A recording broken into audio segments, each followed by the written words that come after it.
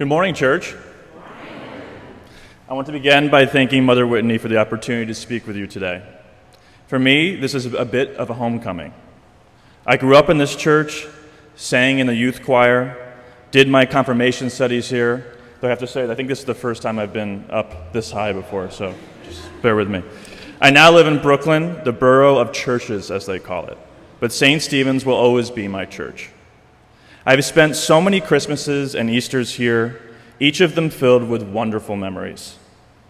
I also have memories of moments of reflection. When I was 9 years old, my grandmother died.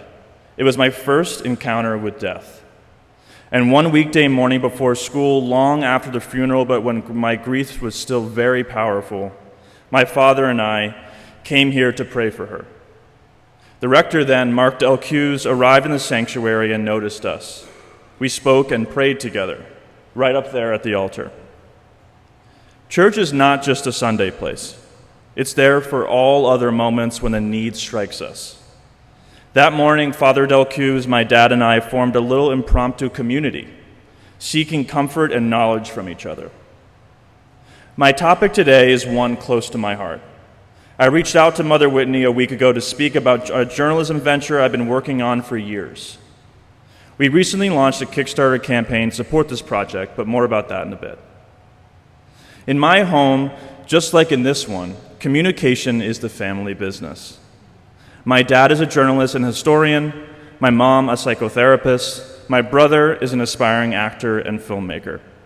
So there's a lot of talking out 26 Barrel Mountain Road and some listening too.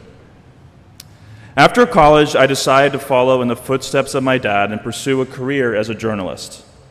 Like my dad, I set out to be a journalist because I value the free exchange of ideas and the importance of an informed citizenry in a democracy.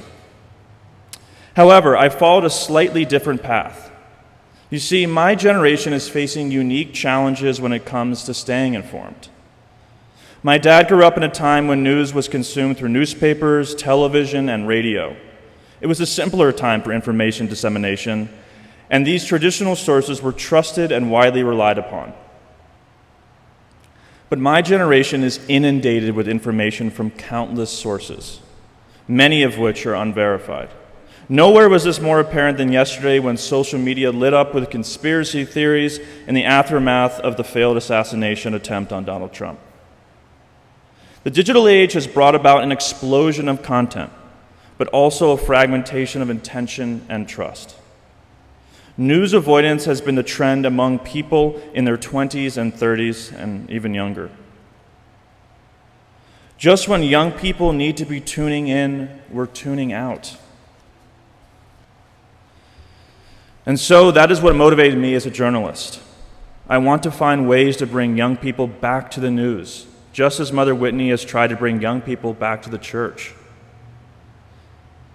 Eager to ensure a literate and engaged public, one ready to tackle the deeply rooted problems of our time, I have created a news app called Newsreel. And no, before you ask, it's not spelled R-E-A-L, as one might think when considering disinformation, but rather with two E's, like the old newsreels from the early days of cinema. This name was chosen to evoke the thoughtful, continuous flow of information from the old newsreels, reimagined for the digital age. We have been raising money through a Kickstarter campaign. We're planning to use the funds to conduct initial testing of our app at colleges this year before this monumentous election. While I'm not here to make a business pitch, I would be happy to provide you with a Kickstarter link if you'd like to support us. Feel free to approach me after the service. Newsreel is based on a paradox that we now face. In 2024, 583 years after the invention of the printing press, we have access to more information than ever before, yet many people feel that it's harder than ever to stay informed. The modern news environment makes them feel anxious, overwhelmed, and disconnected from the content that they consume. At the same time, traditional news companies are failing to adapt to the changing media habits and preferences of younger audiences, leaving a significant gap. In fact, this problem is remarkably similar to the challenges faced today by churches across the country. Many churches are struggling to engage younger generations who often feel disconnected from traditional religious practices.